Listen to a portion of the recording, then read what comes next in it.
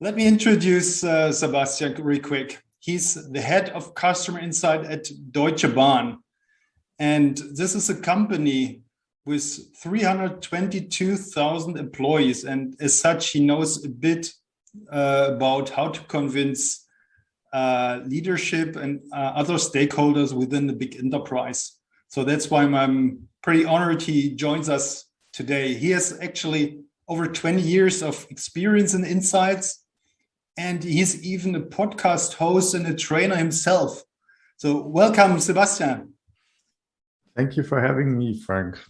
Yeah. I invited you to the podcast. I asked you, hey, Sebastian, what's the winning formula for insight leaders? And you came up with, hey, it's the right tool, multiply the right story. So let's elaborate a bit. What's this formula about? What's your message? My message, as you said, I would say in the middle, it's really multiplied by, because you need both sides. No one of the sides can be zero, so it doesn't work if one of the sides is zero. So you really need state-of-the-art tools for research and for customer feedback on the one hand.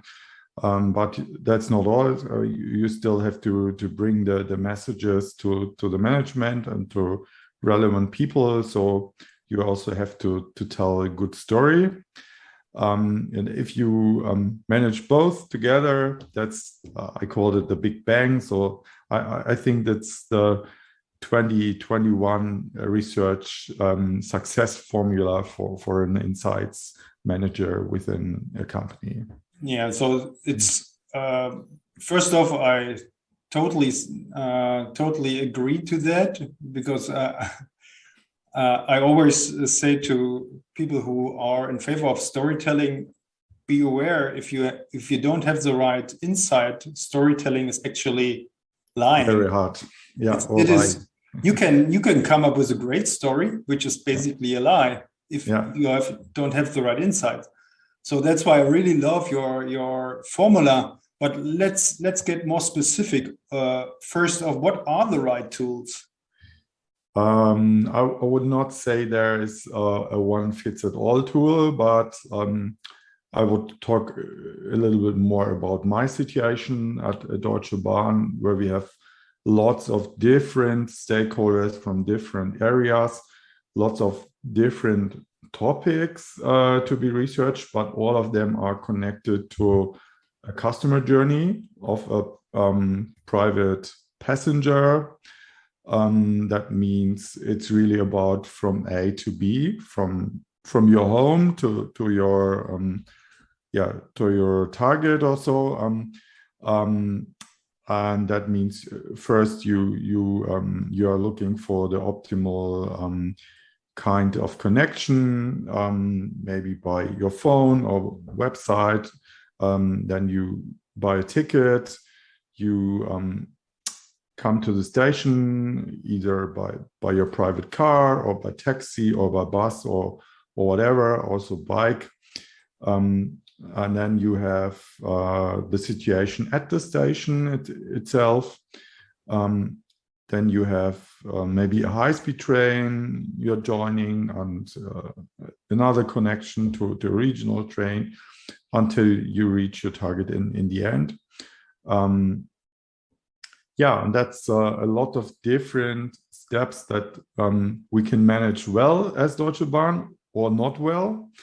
And we can only do that, in my opinion, if we really know the customer needs at every step of the customer journey. And to do that effectively and efficiently, we really need a tool that works well and that is able to address questions from our stakeholders internally very quickly and directly. And that's why we founded this customer community 2 years ago, because we have respondents standby for both kind of research, so quantitative research on the one hand, but also qualitative and UX research on the other hand. And if our management wants to know something very quickly, let's say over the weekend or until in 2 weeks, we can address the questions really quickly within the community and get the answers really, really fast.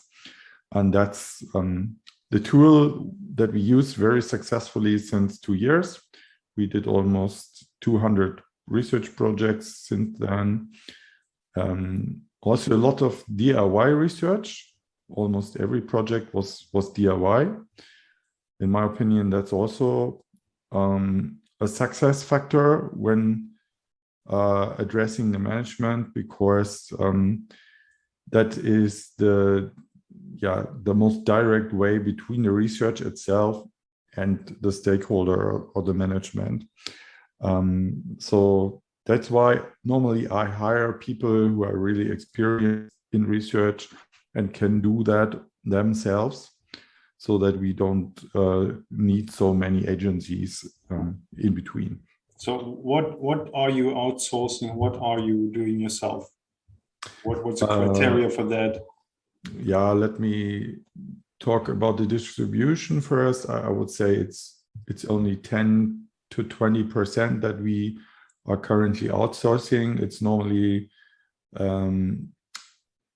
either if our resources are running low, that can be the case if there are a lot of requests from internal, or if it's really complex stuff like, let's say, pricing strategy review with a conjoint study or something like that, where we really need a very specialized agency to do that.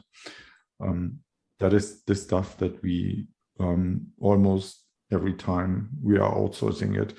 Maybe we still use people from the community as respondents, but especially for the designing of the research and for all the analysis parts, we use external agencies.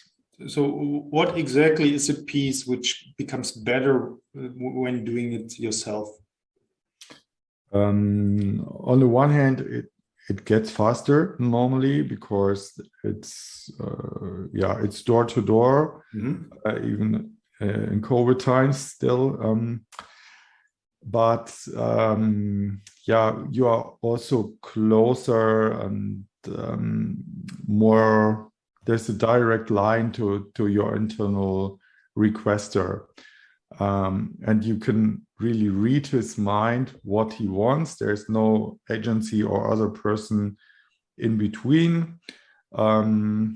You can see what is on his mind, what are his agenda points, what should the answer that we get from the research look like, especially in terms of what kind of slides or of chart report, very short and to the point, or with more details. That can really depend on the type of the stakeholder and also on the specific situation.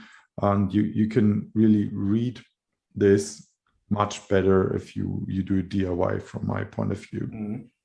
So basically the interpretation as well as the customization of insights towards the stakeholders needs to be done, and it's basically best done by internal people. That's what you're saying? Yeah, exactly. So DIY research often is the shortest line between the internal client or stakeholder and the research itself.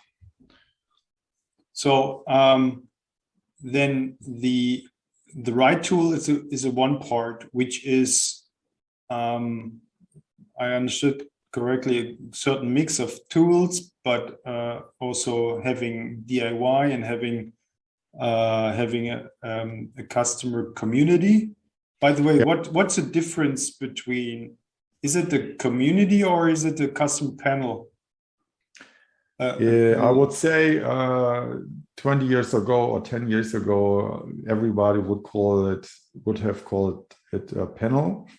But for us, it's still a panel, but it's enriched by community elements. So we have regular communication with people within the community. We send out newsletters with results from our studies, and we really try to engage them. And that is, from my point of view, much more than a traditional panel is doing. So I would really call it community, but yeah, you can call it like you want. So the other part of the formula is the right story. So what's the big points in that? I think to be able to tell the right story, it's really the key point to develop empathy with regards to your target person internally, or to your stakeholder, and really see what is helping him or her the most, what is on his internal agenda, because often it's really that there's not one truth in the insights. You can tell it one way or another way.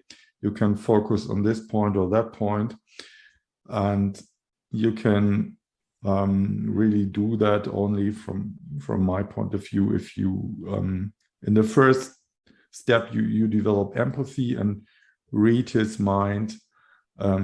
Also maybe talk to him at a coffee or interview him what would help him the most, and then you can use that as the base to develop your story.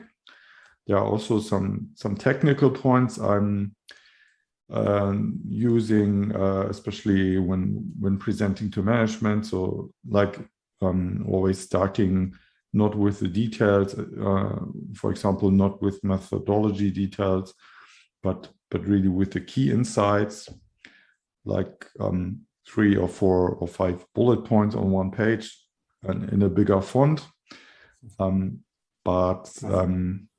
Not with 50 slides followed in the end by a summary. I really do that the other way around. That makes sense. Yeah. And basically, right story means for you that you can only draft a good story if you did qualitative research, in the sense that really you understood empathy the customers, and you have his language and his examples, which then builds up as bricks for the story. Is this what you're saying? Yeah, it's similar to what we have in design thinking. Yeah, I mean, empathy is really the key element of design thinking processes.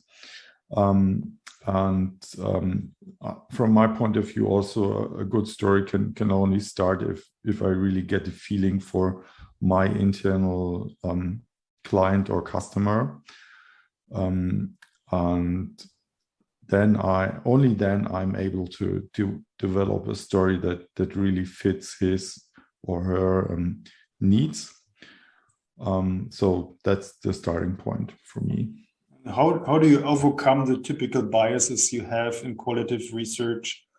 I mean, I experienced it by myself by interviewing people. After 3 interviews, I have a solid opinion of how the world looks like, right? And the other interviews I just used to validate this theory. That's a typical that's process. The So how do you overcome bias. that? Pardon? Yeah. The first step is to make yourself aware of this confirmation bias. That's the same for me. Yeah, you start with nothing, and very quickly you develop your own hypothesis, and then you're paying more attention to things supporting that than to other things not supporting it. But it really helps to make yourself aware of this bias. And normally I really write that down and remind myself of not falling into this trap.